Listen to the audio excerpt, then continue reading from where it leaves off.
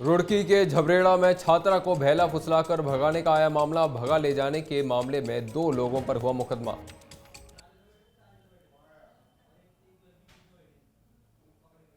देहरादून से हल्द्वानी जा रही युवती से बस कंडक्टर ने की छेड़छाड़। टिकट लेने के बहाने किया युवती को परेशान।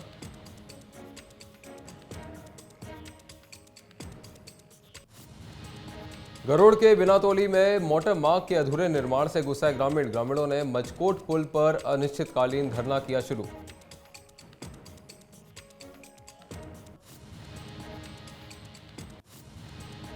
चंपावत जिले की बेटी मनीषा अधिकारी बनी वायुसेना में पायलट। अब भारतीय वायुसेना के लड़ाकू विमान उड़ाएंगी मनीषा।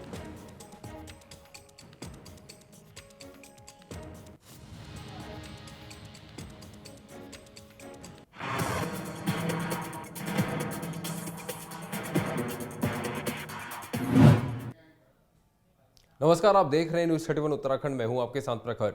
अब वक्त तो चला है उत्तराखंड बुलेटिन का, तो आइए रुक कर लेते हैं खबरों का। डोईवाला में भारतीय जनता पार्टी की तरफ से एक शाम शहीदों के नाम कार्यक्रम का आयोजन किया गया।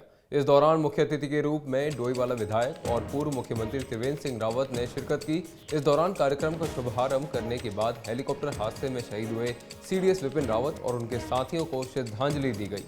इस दौरान पूर्व सीएम त्रिवेंद्र सिंह रावत ने कार्यक्रम को संबोधित करते हुए सीडीएस शहीद विपिन रावत के साथ बिताए लम्हों को याद किया और देश के लिए उनके बलिदान को भी याद किया। वहीं कार्यक्रम में पहुंचे राष्ट्रीय कवियों ने कार्यक्रम में जमकर समा बांधा और वीर रस के कविताओं के साथ वीर शहीदों को नमन किया।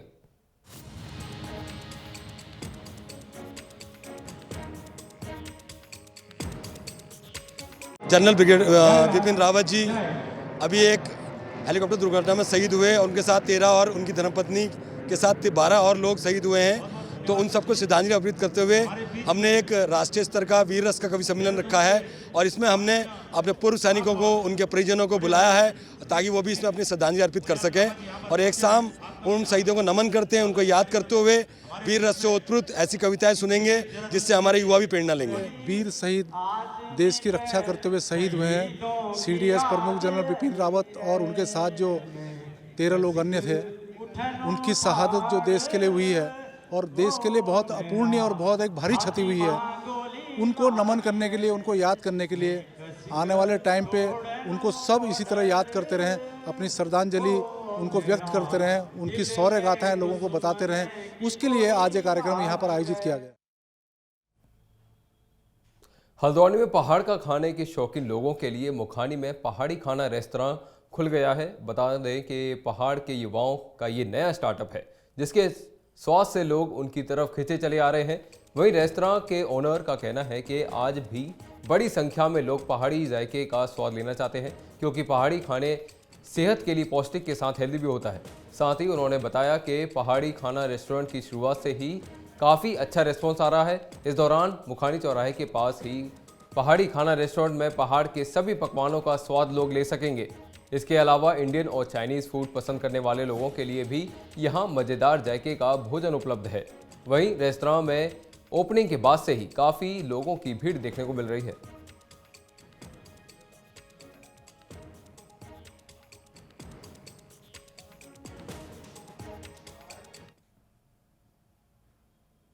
सतपुली के कन्या विद्यालय परिसर में कोरोना वॉरियर्स सम्मान समारोह का आयोजन किया गया। इस दौरान आयोजन के मौके पर मौजूद स्थानीय जनता को संबोधित करते हुए प्रदेश के पर्यटन मंत्री सतपाल महाराज ने अपने संबोधन में कहा कि प्रधानमंत्री नरेंद्र मोदी ने राज्य को 18,000 करोड़ रुपए की सहायता दी है जिससे सतपुली पौड़ी में ऑल वेदर रोड बनकर तैयार की जा रही है।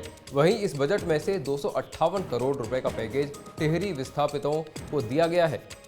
उन्होंने कहा कि कोरोना काल में हम सब इस बीमारी के इलाज से अनजान थे और सैनिटाइजर मास्क लगाकर अपनी सुरक्षा के लिए संघर्ष कर रहे थे।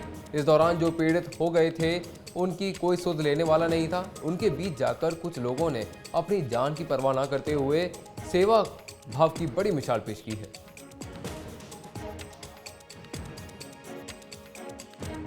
खैरासान मोटर मार्ग पक्कीकरण 1 से 3 किलोमीटर द्वितीय चरण, कंडाई गविलानी मोटर मार्ग स्टेज 1, द्वारीखाल बरसुडी मोटर मार्ग स्टेज 2, लवाड़ा बंदूड़ मोटर मार्ग स्टेज 2, वड्डा चौड़ा मोटर मार्ग स्टेज 2, कंडाई गुइलगानी मोटर मार्ग स्टेज 2, सतपुली उलखेत मोटर मार्ग स्टेज 1 एंड 2, सतपुली में निरीक्षण भवन 6, शूटर स्वीट प्रथम चरण ये भी स्वीट।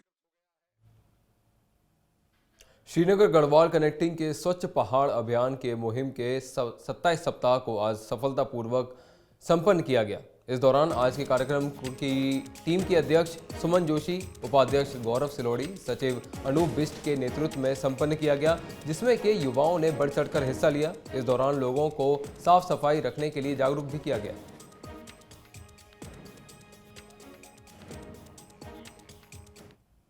रामनगर में कोसी रोड के पायते वाली रामलीला मैदान में अखिल ब्राह्मण उत्थान महासभा के तत्वाधान में सर्वधर्म एकता महासम्मेलन का आयोजन किया गया।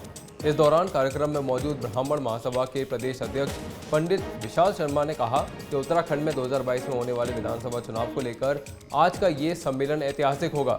उन्होंने सभी से एकजुट होने का आह्वान किया। तो वहीं कार्यक्रम के आयोजक ब्राह्मण उत्थान महासभा के प्रदेश उपाध्यक्ष हेमचंद भट्ट ने कहा कि आज तक सभी राजनीतिक पार्टियों ने उत्तराखंड की जनता को जाति धर्म के नाम पर बांटने का काम किया है। उन्होंने कहा कि आज के सम्मेलन के माध्यम से सभी जाति धर्म के लोगों को एकजुट कर एक मंच पर लाने का प्रयास किया गया है।